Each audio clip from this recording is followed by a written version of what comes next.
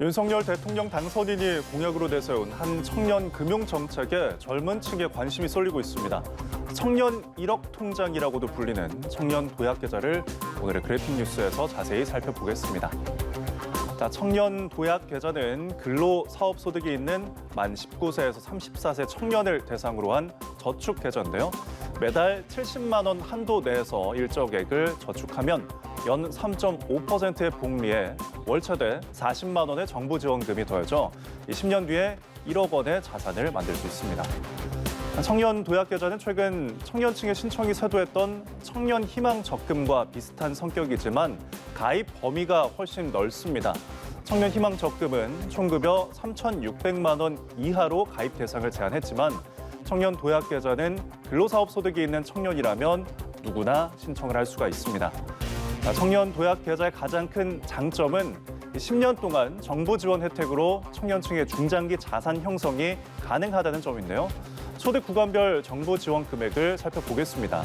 연소득이 2,400만 원 이하인 경우에는 월 최대 40만 원을, 연소득 3,600만 원 이하엔 월 최대 20만 원, 또 연소득 4,800만 원 이하엔 월 최대 10만 원의 정부 지원금을 받습니다. 연소득이 4,800만 원을 넘으면 정부 재정 지원 없이 비과세 혜택만 받을 수 있습니다. 만약 가입 기간에 소득이 상승할 경우 자동으로 다른 구간의 혜택이 적용되고요.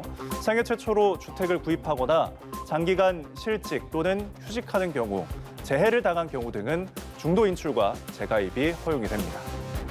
이처럼 장점이 많은 정책이지만 제대로 시행되기 위해선 풀어야 할 숙제도 만만치 않습니다.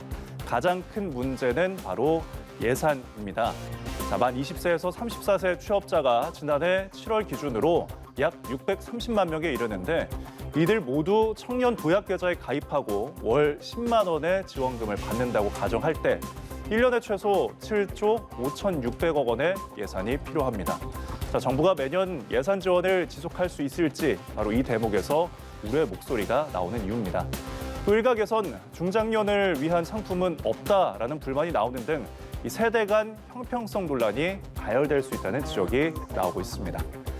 청년 희망 적금의 경우 당초 정부가 예상했던 수요의 7.6배에 달하는 290만 명이 신청하면서 은행권의 부담이 가중됐다는 비판도 나왔는데요. 청년 도약 계좌가 실현 가능한 금융 공약이 되려면 정확한 수요 예측과 재원 준비가 우선돼야 한다는 지적도 있습니다. 지금까지 그래픽 뉴스였습니다.